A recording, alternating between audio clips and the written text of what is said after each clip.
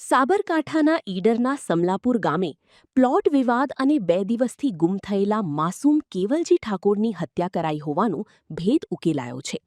પોલીસે આરોપી સાવનજી ઠાકોરની અટકાયત કરી કડક પૂછપરછ કરતા તેણે બાળકનું અપહરણ કરી હત્યા કર્યાની કબૂલાત કરી છે. આ જ પરિવારના મોટા પુત્રના ગત વર્ષે થયેલા શંકાસ્પદ મૃત્યુ બાબતે પણ પોલીસે હવે સઘન તપાસ શરૂ કરી છે. ઈડર પોલીસ સ્ટેશનનું સમલાપુર ગામ છે. ત્યાં આપણને એવી ફરિયાદ મળેલી હતી કે છેલ્લા 2 દિવસથી એક બાળક ગુમ છે અને એ બાળક જે છે એના જ ગામના અને પાડોશમાં રહેતા સાવન ઠાકોર નામના એક ઈસમ દ્વારા એ બાળકનું અપહરણ કરવામાં આવ્યું હોય એવી શંકા તેના ફાધર અરવિંદ ઠાકોર દ્વારા દર્શાવવામાં આવી હતી. તેના આધારે અરવિંદ ઠાકોરની ફરિયાદ લઈ પોલીસ દ્વારા ગુનો દાખલ કરવામાં આવ્યો હતો અને સાવન ઠાકોર જે છે તેની પૂછપરછ શરૂ કરવામાં આવી હતી.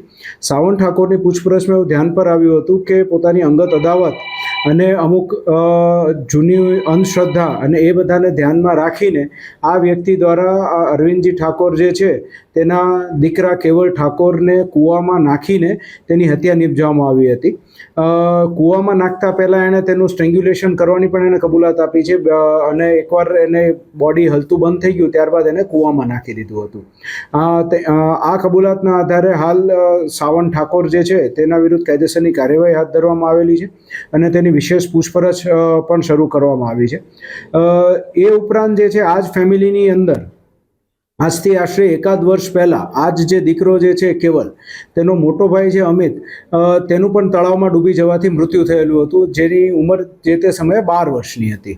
એટલે આ બાબતે પણ હાલ કુશંકાઓ સેવાઈ રહી છે કે ક્યાંક એમાં આનો હાથ છે કે કેમ. તો આ બાબતે પણ સાવન ઠાકોરની પૂછપરછ શરૂ કરવામાં આવી છે અને તેમાં કોઈ નવી વિગત બહાર આવશે તો અમે આપને જણાવીશું. ખાસ કયું કારણ હોઈ શકે? પાછળનું કારણ જે છે એક તો એમનું મિલકતનું ઇસ્યુ હતો કે જેમાં એક જ પ્લોટ હતો કે જે આ લોકો ખરીદવા માંગતા હતા અને પેલા અરવિંદજી જે છે એમને આપતા નહોતા. એક એ મુદ્દો પણ હતો, કબજો એ લોકોનો હતો. અને બીજો પણ જે પૂછપરછમાં સાવન ઠાકોરની જે પૂછપરછમાં આવ્યું છે મુજબ કે એ થોડું અંધશ્રદ્ધામાં ને એમાં માનતો હતો એટલે ક્યાંક ને ક્યાંક કાળા જાદુની પણ એ પોતે વાત કરી રહ્યો છે. એ બાબતે ફર્ધર પૂછપરછ શરૂ છે. એને અમુક ડાઉટ્સ હતા કે પોતાના ફેમિલી સાથે જે ખરાબ બનાવ બની રહ્યા છે એ આના કારણે બની રહ્યા છે, અરવિંદ ઠાકોરને એના ફેમિલીના કારણે બની રહ્યા છે.